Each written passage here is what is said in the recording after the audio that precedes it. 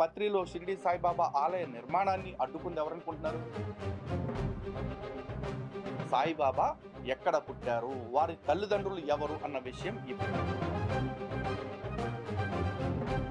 ఈ సాయి మార్గంలోకి లేదా సాయి భక్తిలోకి హిందువుల్ని నడిపించడం కోసం వీళ్ళు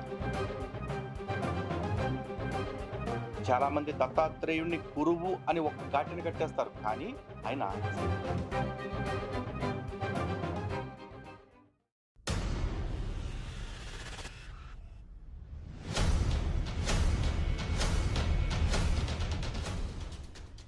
హిందూ బంధువులందరికీ జై శ్రీరామ్.